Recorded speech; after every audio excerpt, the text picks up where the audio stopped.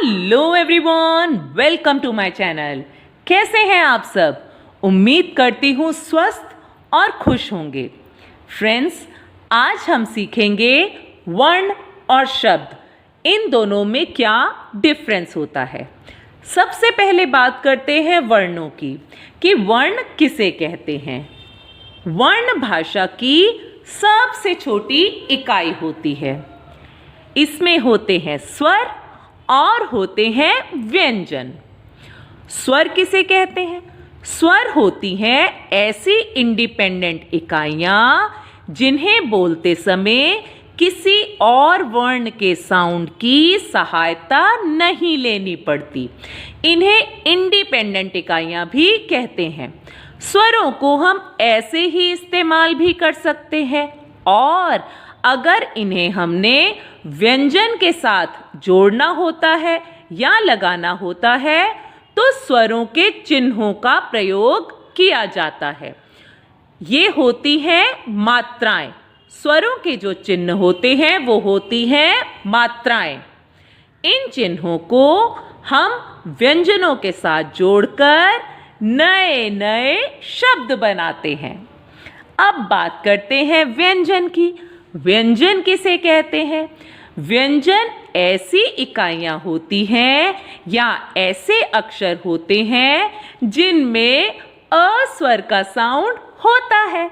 जब भी हम व्यंजन को बोलते हैं उनमें हमें अ की ध्वनि सुनाई देती है, जैसे क, ख, ग, घ, ढ़। और यहाँ पर देखिए, ये हुए स्वर, ये हुए व्यंजन। और कुछ ऐसे भी व्यंजन होते हैं जिनमें दो साउंड्स होते हैं, जैसे क्ष, त्र, ज्ञ और श्र। क्ष में क और श षटकोण ये साउंड होता है। त्र में त और र का साउंड होता है। ज्ञ में ज और इया का साउंड होता है और श्र में श और र का साउंड होता है। इन्हें हम बोलते हैं संयुक्त व्यंजन। तो वर्ण क्या हुए?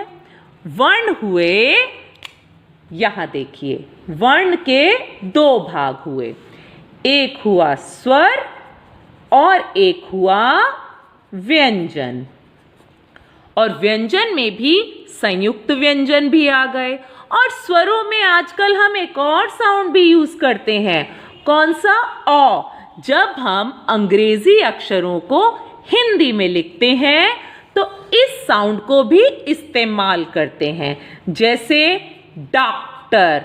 अब ये इंग्लिश शब्द है, लेकिन जब हमें इसे हिंदी में लिखना होता है तो हम इस साउंड का इस्तेमाल करते हैं।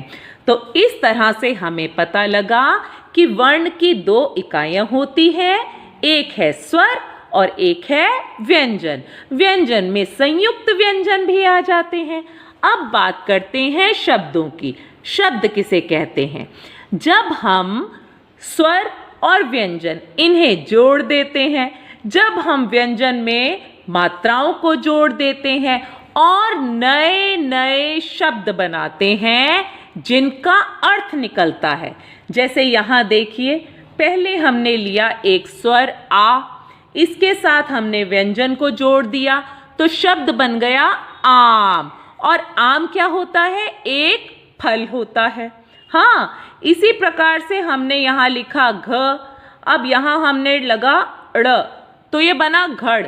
इसमें हमने लगा दी आ की मात्रा और इसको हमने, ये देखिए, ये क्या बन गया? एक घड़ा। और पर हमें इसे एक घर में बिठाना होगा, मतलब एक छत के नीचे खड़ा करना होगा, तभी ये एक शब्द कहलाएगा।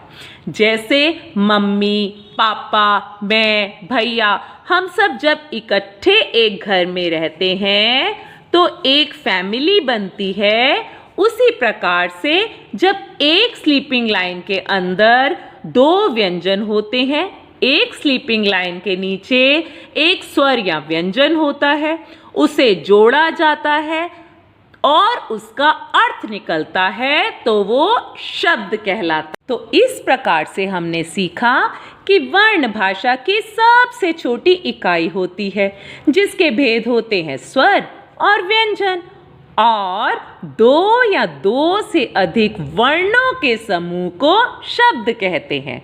तो उम्मीद करती हूँ आपको वर्ण और शब्द इन दोनों में अंतर भली प्रकार से समझ में आ गया होगा। अगर नहीं आया तो मुझे चैट बॉक्स में लिखकर ज़रूर बताइएगा। और हाँ, जिसने अभी भी चैनल को सब्सक्राइब नहीं किया है वो झट से कर दीजिए, क्योंकि अभी तो बहुत कुछ सीखना बाकी है। Bye bye, take care.